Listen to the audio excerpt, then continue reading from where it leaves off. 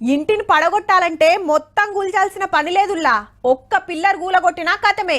Same అట్లనే దుష్మన్ని దెబ్బ కొట్టాలంటే డైరెక్ట్ యుద్ధమే అక్కర్లేదు, ఉపాయంతో సుతగొట్టొచ్చు. మన ఆపరేషన్ సింధూర్ పవర్ కు పాకిస్తాన్ వాళ్ళకు పగటి సుక్కలాగవాడే. దెబ్బకే అమెరికోలను బతిమలాడుకొని చర్చల ముచ్చట ముంగటికి తెచ్చిండు. లేకుంటేనా ఈ పాటికి లెక్క అలాగుంటుండే.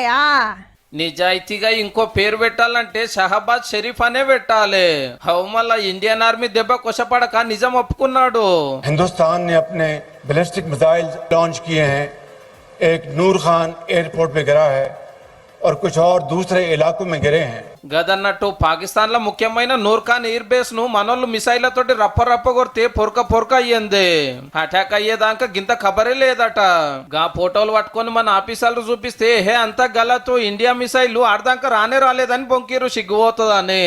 ఇక ఇప్పుడు కొద్దు పాకిస్తాన్ ప్రధానమంత్రి ఒప్పుకున్నాడు, మమ్మల్ని గట్టిగానే కొట్టిండ్రాని. దావకాన్ల పడ్డ జవాన్ల నోదార్చి ఏం చేస్తాం, మీరు చేయవలసింది చేసిండ్రు గాని భారత్ ముంగట బలం సరిపోలే అని బాధలు పంచుకున్నట్టున్నాడు.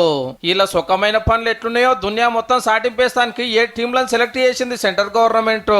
అందులో 3 ప్రతిపక్షం ఎంపీలు కూడా ఉన్నారు. కాంగ్రెస్ నుంచి శశి థరూర్, డిఎంకే కనిమోలి, ఎన్సిపి సుప్రియా. బేస్తారంకెళ్లి తలా ఓ దేశానికి పోయి 10 రోజులు పాకిస్తాన్ వాళ్ళ పాపాలు చెప్పొస్తారు అన్నట్టు.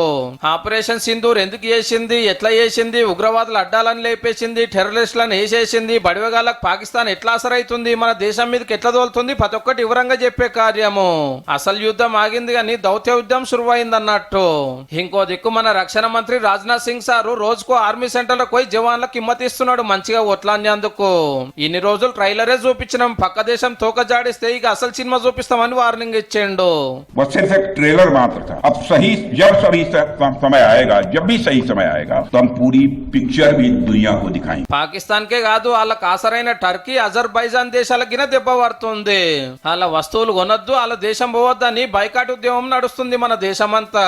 1000 కోట్ల దందాలు లాస్ అవుతుండే వరకు గాలికి పోయే కంపెనీ నెత్తికి తలిగించుకుంటాం కదరా అని 2 దేశాల పెద్దలు ఎంత మోతుకుంటున్నారో పో.